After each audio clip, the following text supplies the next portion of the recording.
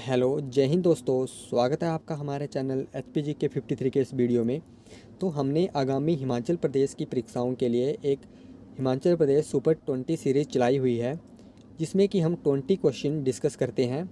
इसके हमने 7 पार्ट पहले डिस्कस किए हुए हैं। अगर वो आपने नहीं देखे हैं तो उनको प्लेलिस्ट में ज़रूर देख लीजिएगा। ये उसका 8th पार्ट है। तो आइए हम इसमें पहला क्वेश्चन देखते हैं।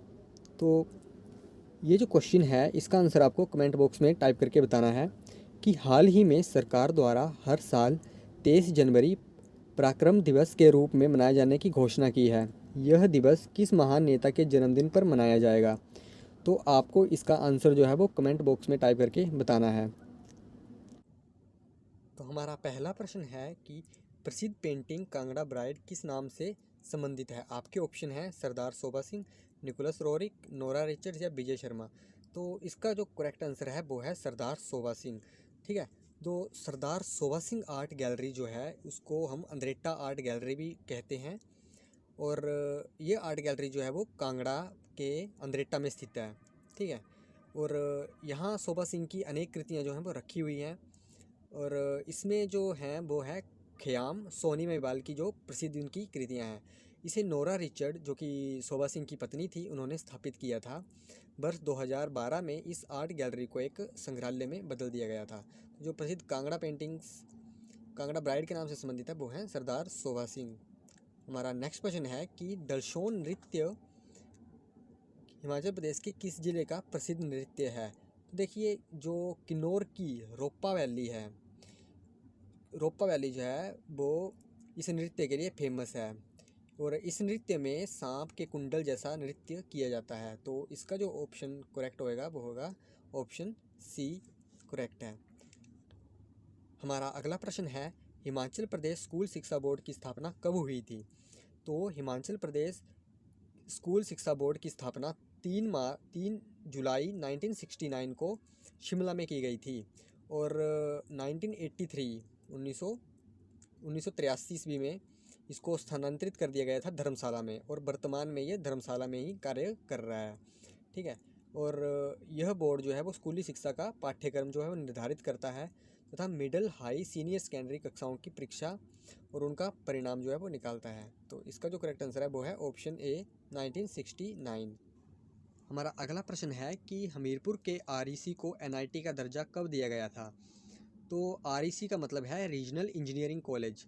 तो जो एनआईटी है जो कि हमीरपुर के अणु में स्थित है, इसे पहले जो है वो आरईसी के नाम से जानते थे, रीजनल इंजीनियरिंग कॉलेज के नाम से जानते थे, जिसकी स्थापना जो है वो 1986 में हुई थी। ठीक है। 1986 में इसकी स्थापना हुई थी और 2002 ईस्वी में इसे एनआईटी का दर्जा दिया गया था। तो इसका जो ऑप्शन है वो ऑप्शन ए करेक्ट होगा। ठीक है। नेक्स्ट प्रश्न है कि लोक गाथा के अनुसार बाबा बालकनाथ ने किस स्त्री की गौएं चराई थी? तो बाबा बालकनाथ ने किस स्त्री की गौएं चराई थी? तो आपको सबको पता होगा, ये इसका जो ऑप्शन है वो बी रत्नी करेक्ट होगा। जो बाबा बालकनाथ मंदिर है जो सभी जानते हैं हमीरपुर के देवसिद्ध में स्थित है। और इसके जो एक कहानी है कि बाबा बालकनाथ ने पार्वती की कृपा से मानसरोवर के समीप मनुष्य रूप में शिवजी के दर्शन पाए थे, जिसमें उनकी सहायता एक स्त्री ने की थी। ठीक है। जो कि अगले जन्म में बिलासपुर के तलाई नामक स्थान पर रत्नो लुहारी के नाम से प्रसिद्ध हुई थी। और बाबा बालकनाथ ने अपना ऋण चुकाने के लिए उसकी गौएं चराकर सेवा की थी।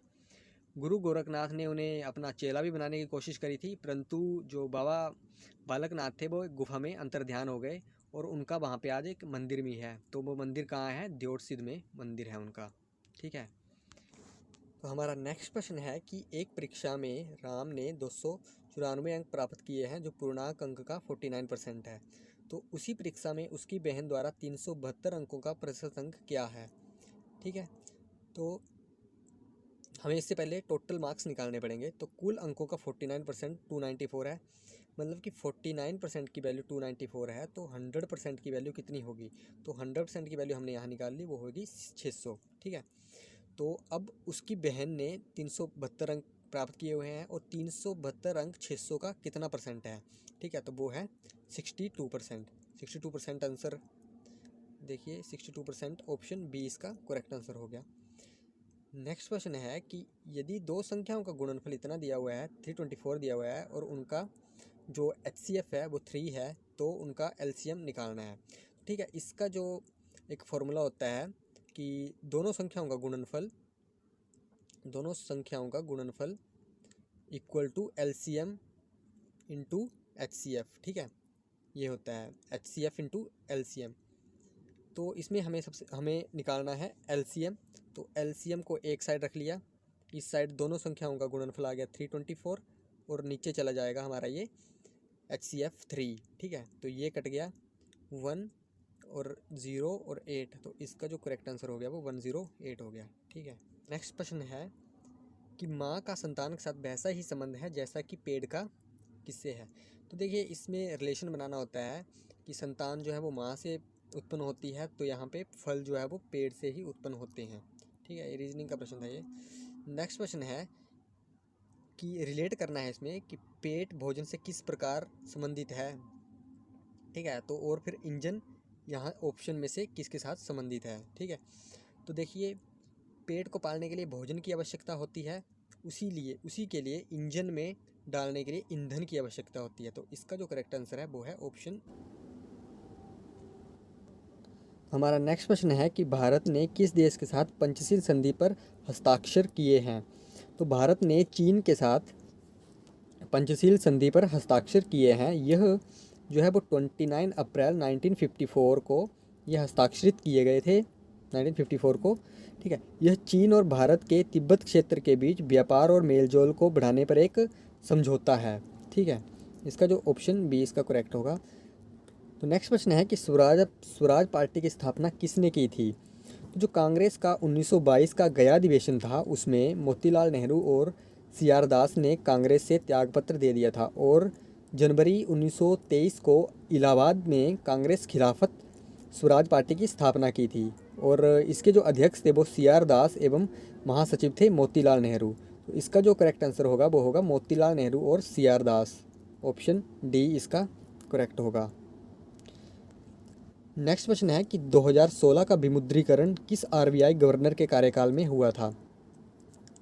तो सबको पता ही होगा कि 8 नवंबर 2016 को भारत सरकार ने सभी 500 और 1000 रुपये के नोटों में डिमोनेटाइजेशन की घोषणा की थी। ठीक है, तो उसमें जो थे वो उर्जित पटेल RBI के गवर्नर थे। उन्होंने 2016 से 18 तक RBI के गवर्नर के रूप में कार्य किया है और उसके बाद व्यक्तिगत कारणों का हवाला देते हुए कार्यालय से इस्तीफा दे दिया था। इसका जो करेक्ट आंसर है वो option C Urjit Patel. Next question है कि इंटरनेट पर उपलब्ध होने वाला प्रथम भारतीय समाचार पत्र कौन था। तो the Hindu become the first Indian newspaper to offer its online edition in the year of 1995। ठीक है, तो इसका जो करेक्ट आंसर है वो है ऑप्शन ए द हिंदू।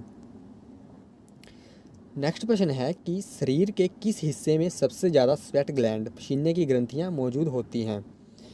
ठीक है, तो जो हाथ की हथेली होती है उसमें सबसे अधिक संख्या में स्वेट ग्लैंड मौजूद होते हैं और पसीने की ग्रंथियों को सुडोरियस ग्रंथियों के रूप में भी जाना जाता है। यह त्वचा की छोटी ट्यूबुलर संरचनाएं हैं जो कि पसीने का उत्पादन करती हैं। यह मुख्यतः 3 प्रकार की होती हैं, इसमें एक्रिन, एपोक्राइन और एपियोक्राइन, ये 3 प्रकार की होती हैं।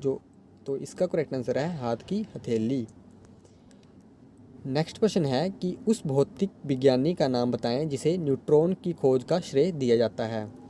तो न्यूट्रॉन की खोज किसने की थी, वो करी थी जेम्स चैडविक ने। 1935 ईस्वी में इनको भौतिकी का जो है वो नोबेल प्राइज़ मिला था इसके लिए। और एक और क्वेश्चन आते हैं कि इलेक्ट्रॉन की खोज किसने की थी और प्रोटॉन की खोज किसने की थी। तो इसके लिए एक ट्रिक है,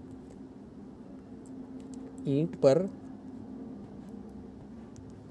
यहाँ पे लिखता हूँ,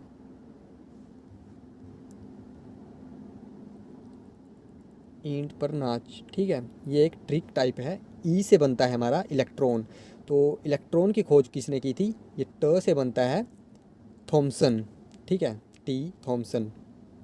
ठीक है, उसके बाद पी से आ गया प्रोटॉन, तो प्रोटॉन की खोज किसने की थी, र से रदरफोर्ड। ठीक है, और ना से न्यूट्रॉन चैडविक। ठीक है, तो याद रखने के लिए सही है।